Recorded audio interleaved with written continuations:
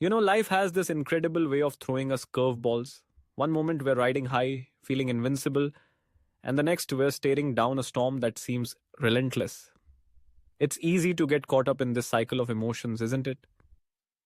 We often find ourselves saying things like, I'll celebrate when I get that promotion, or I'll be happy once I find the right partner.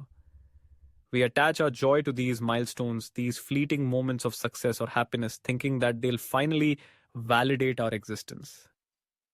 But what if I told you that true celebration doesn't depend on any of that?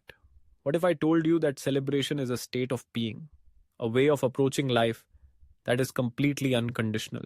Let's take a moment to unpack this idea. Celebration, in its purest form, is not about the highs or the lows. It's about embracing the totality of life as it is. Imagine standing on the edge of a vast ocean, waves crashing, sun shining, and you realize that each wave represents a different experience: joy, sorrow, success, failure. They all come and go. But the ocean remains. It's vast, it's deep, and it's always there, just like the essence of life itself. When we start to understand life in its totality, we begin to see that every experience has its place. The happiness, the sadness, the mundane moments in between, they're all part of this intricate tapestry that we're weaving. And when we recognize this, we can start to celebrate not just the peaks, but the valleys too. It's like saying, I will dance in the rain, not just when the sun is shining. Think about it. How often do we find ourselves waiting for the perfect moment to celebrate? We think, well, when I lose those 10 pounds, I'll throw myself a party. Or when my kids finally get their act together, then I'll relax. But here's the thing: life is never going to be perfect. There will always be challenges, always be moments that test our patience and resolve. So if we condition our celebration on these transient moments, we're setting ourselves up for disappointment. What if instead we decided to celebrate life itself? What if we took a step back and realized that every breath we take is an opportunity to rejoice? Every heartbeat is a reminder that we are alive, that we have the chance to experience the world around us. It doesn't matter if today is a good day or a bad day.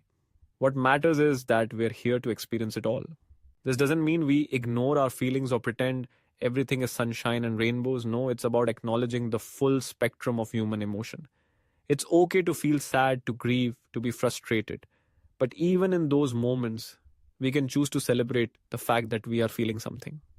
We can celebrate our resilience, our ability to navigate through the storm. Imagine waking up in the morning and instead of rolling over, dreading the day ahead, you take a moment to breathe deeply, to appreciate the stillness. You might say to yourself, today I celebrate the air in my lungs, the warmth of my bed, the possibilities that lie ahead. It's a simple shift in perspective, but it can be transformative. Let's be real. We live in a world that often tells us to chase happiness, to seek out the next big thing. Social media bombards us with images of perfect lives, perfect moments. But what we often forget is that those snapshots are just that: snapshots. They don't capture the full story. Behind every smiling face is a journey filled with struggles, doubts, and fears. When we understand this, we can start to celebrate not just our victories, but also our vulnerabilities. Think about the last time you faced a challenge. Maybe it was a tough conversation, a difficult decision, or a moment when you felt lost. Did you take a moment to acknowledge your courage in facing that challenge? Did you celebrate your strength? Because that's what it means to truly embrace life. It's about recognizing that every experience, good or bad, is a part of who we are. And here's the kicker: when we adopt this mindset, we begin to attract more joy into our lives. Celebration becomes a magnet for positivity. When you approach life with an attitude of gratitude and celebration, you start to notice the little things: the way the sun filters through the trees, the laughter of a friend, the taste of your favorite meal. These moments become richer, more vibrant, because you're not waiting for something external to validate your joy. You're creating it from within. So, how do we cultivate this attitude of celebration? It starts with practice. Begin by setting aside a few moments each day to reflect on what you can celebrate.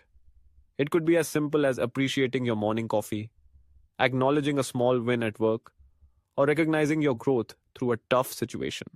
Write it down, share it with someone, or simply hold it in your heart. You might even create a celebration jar. Fill it with notes of all the things you're grateful for, all the moments that brought you joy, no matter how small.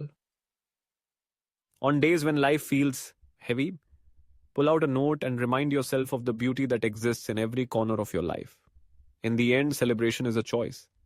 It's a decision to embrace life in all its complexity, to recognize that every moment is worthy of acknowledgement. So let's choose to celebrate unconditionally, wholeheartedly, and unapologetically. Because when we understand life in its totality, we realize that every breath, every heartbeat, every experience is a reason to rejoice. And that, my friends, is the essence of true celebration.